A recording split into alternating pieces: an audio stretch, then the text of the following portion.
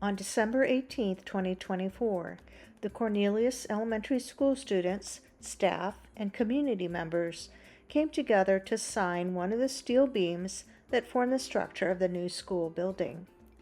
2 weeks later, on December 31st, the beam was installed over the mechanical room area next to the gym.